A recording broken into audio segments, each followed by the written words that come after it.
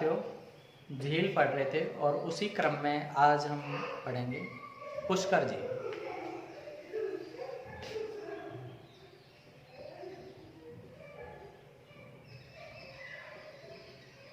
पुष्कर झील इसी को कहा जाता है बावन घाटा झील।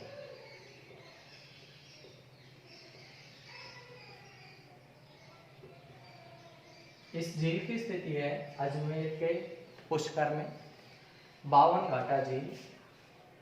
देखिए, पुष्कर नाम पड़ा है पुष्कर। पुष्कर एक रोग का नाम भी होता है जिसे अपने कुष्ठ रोग भी कहा जाता है। पुष्कर मतलब कमल भी होता है और पुष्कर एक तीर्थ स्थान भी हो गया है। पुष्कर नाम पड़ा है कमल के नाम पर ही। कहा जाता है कि ब्रह्मा जी ने यज्ञ करवाया था और उस यज्ञ को असुर थे वो नष्ट करना चाह रहे थे। अग्निकुंड है, उसमें मल मूत्र विष्ठा का परित्याग कर रहे थे, ब्रह्मा जी के पुत्रों का वध कर रहे थे। उस स्थिति में ब्रह्मा जी ने अपने कमल को निकाला, कमल का फूल, और उससे उस वज्रनाभ नाम का जो राक्षस था उसके ऊपर आक्रमण किया। तो वो जो फूल था कमल का, उसकी पंखुड़ियां यहाँ पर गिर गई थी पुष्कर में और वहाँ पर गड्ढे बन गए। इसी कारण से झीलों का निर्माण हुआ है। तो एक बूढ़ा पुष्कर कहलाता है, एक मध्यम पुष्कर, एक लघु पुष्कर कहा जाता है। तीन है जिनमें से प्रमुख बूढ़े पुष्कर का महत्व है। ये पुष्कर झील इसीलिए कहलाए कि कमल की पंखुड़ी के कारण से बनी है। तो इसी के साथ में दूसरी बात ये भी हमारे समझ आती है कि ये प्राकृतिक झील है, मानव निर्मित नहीं है। कैसी है? प्राकृतिक है। तो राजस्थान की सबसे प्राचीन है क्योंकि ब्रह्मा जी के समय की बनी हुई है। तो राजस्थान की सबसे प्राचीन, पवित्र, ब्रह्मा जी के फूल की पंखुड़ी से बनी है, पवित्र हो गई, और प्राकृतिक झील है। तो तीनों विशेषताएं हो गई। राजस्थान की सबसे प्राचीन, पवित्र और प्राकृतिक झील है। इस झील के चारों ओर, ये अर्धचंद्राकार आकृति में बनी हुई है, इस झील के चारों ओर यहाँ पर 52 घाट है। इस कारण से इस झील को 52 घाटा झील भी कहा जाता है। झील के किनारे ही विश्व का सबसे प्राचीन ब्रह्मा जी का मंदिर है। विश्व का सबसे प्राचीन ब्रह्मा जी का मंदिर है जिसका निर्माण आदि शंकराचार्य ने करवाया था। नवीनतम जो मंदिर है राजस्थान में ब्रह्मा जी के, आसोतरा बाड़मेर और छिंच बांसवाड़ा में है। सबसे प्राचीन जो मंदिर है वो पुष्कर अजमेर में है। ये जो मंदिर है, कहा जाता है कि ब्रह्मा जी को सावित्री माता ने श्राप दे दिया था। ब्रह्मा जी की पत्नी का नाम था सावित्री माता। ब्रह्मा जी जब यहाँ पर यज्ञ का अनुष्ठान करवा रहे थे तो सावित्री माता ने आने में विलंब कर दिया। चूंकि यज्ञ है, यज्ञ में स्त्री का साथ में बैठना आवश्यक होता है। तो उस समय कोई गुजरी थी गायत्री नाम की, गायत्री गुजरी को बुला करके जब सावित्री माता नहीं आई तो गायत्री गुजरी को ब्रह्मा जी के साथ में बैठाया गया। और जब सावित्री ने इसको देखा तो सावित्री ने श्राप दे दिया कि तुम्हारी सिर्फ एक ही जगह ये मंदिर रहेगा और जगह पूजन नहीं होगी। इसलिए कहा जाता है कि यहाँ पर एकमात्र मंदिर है। और दूसरी बात ये भी है कि एक ऐसा मंदिर है जहाँ पर सावित्री माता का भी है और गायत्री माता का भी, क्योंकि गायत्री माता की और कहीं आवश्यकता नहीं पड़ी, यहाँ पर चूंकि आवश्यकता पड़ी थी इसलिए इस झील के किनारे ही सावित्री माता का मंदिर भी है और गायत्री का भी है। ये जो ब्रह्मा जी का मंदिर है बिल्कुल झील के किनारे है, जबकि गायत्री और सावित्री का मंदिर है जो पीछे पहाड़ी है, पहाड़ी के ऊपर गायत्री और सावित्री माता के मंदिर है। सावित्री माता का मंदिर है, इसी में ही एक छोटा सरस्वती माता का मंदिर भी है। ब्रह्मा जी की पुत्री का नाम था सरस्वती, तो माता सरस्वती का मंदिर भी है और इसके लिए रॉपवे बनाया गया है। चूंकि ये पहाड़ी पर है इसलिए क्या बना रखा है, यहाँ पर सावित्री माता के मंदिर के लिए रॉपवे का निर्माण किया गया। अब इस झील के बारे में हम बात करें तो ये जो झील है, इस झील के किनारे 52 घाट है। कितने घाट हैं? 52 घाट हैं। ये जो घाट हैं इनमें से गांधी घाट, गऊ घाट, दशरथ घाट, इस तरह से घाट है।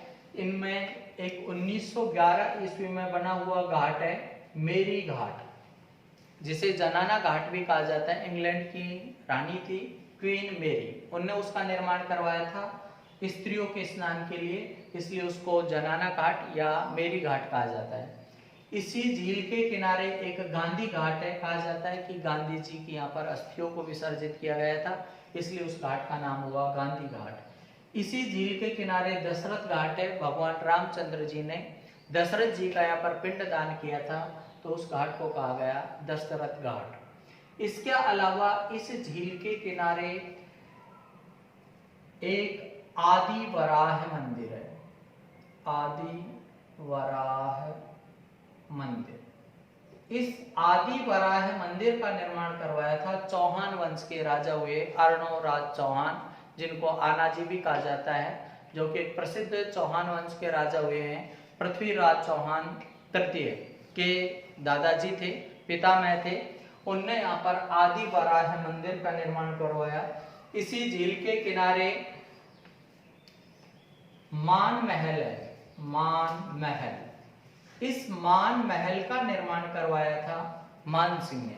आमेर का राजा हुआ है मान सिंह प्रथम। मान सिंह प्रथम के फूफा जी लगते थे अकबर, तो अकबर जब यहाँ पर आते जाते थे तो उनको रुकने के लिए यहाँ पर उन्होंने महल बनवाया, जिसे मान महल कहा जाता है। वर्तमान में ये होटल में परिवर्तित कर दिया गया है। इसी झील के किनारे रंगनाथ जी का मंदिर है, रंगनाथ जी का मंदिर। इसी रंगनाथ जी को कहा जाता है वैकुंठ नाथ। ये जो मंदिर है रंगनाथ जी का मंदिर या वैकुंठ नाथ जी का, ये द्रविड़ शैली में बना हुआ है। तो देखो, इस झील के किनारे गायत्री माता का मंदिर, सावित्री माता का मंदिर, ब्रह्मा जी का मंदिर, आदि वराह मंदिर, मान महल, रंगनाथ जी का मंदिर, ये सभी स्थान हो गए। इस झील के किनारे